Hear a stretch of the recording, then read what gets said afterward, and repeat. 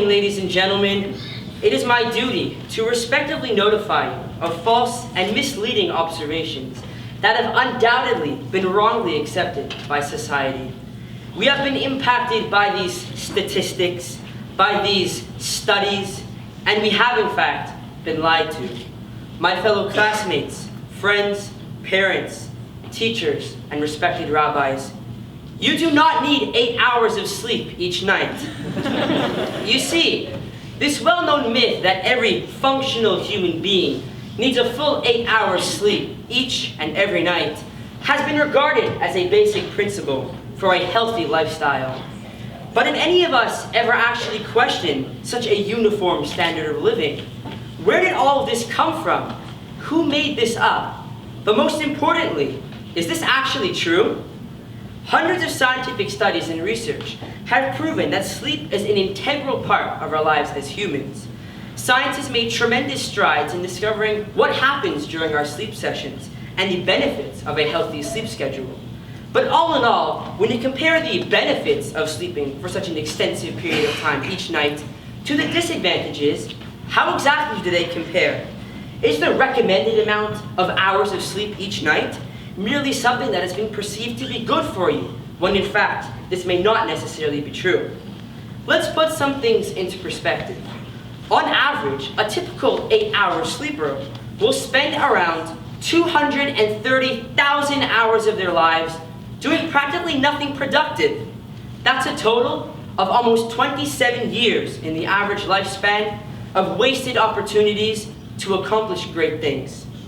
Think about all the amazing things that you could get done in all of that time if you were awake.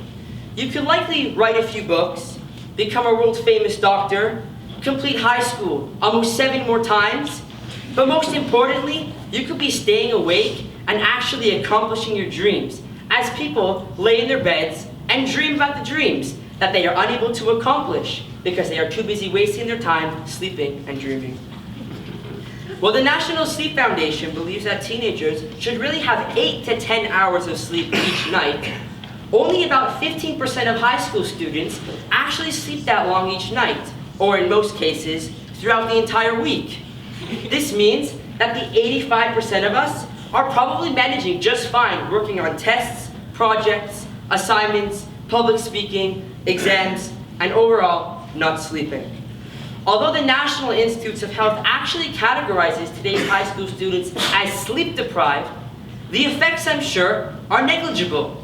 After all, it is rare to find the average Orchaim student tired, irritable, anxious, aggressive, impatient, or to find somebody falling asleep during morning carpool, during class, or in the middle of listening to a speech. In conclusion, sleep is evidently important to us, but only in moderation. Clearly, with very little sleep each and every night, us high school students have adapted to the situations just fine. But nonetheless, as much as the average person may wish to control it, sleep is an automatic process and therefore out of our own direct, voluntary control. Whether awake or asleep, we are at the mercy of our biological processes, and from personal experiences, our drive to sleep will force us to do so, whether we like it or not. So while you may not necessarily need 8 hours of sleep each night, we can only hope to accomplish so much when we are awake, while maintaining our busy schedules and keeping in mind our natural biological factors. As the author Bram Stoker once said, how blessed are some people whose lives have no fears, no dreads, to whom sleep is a blessing that comes nightly and brings nothing but sweet dreams. Thank you and sleep well.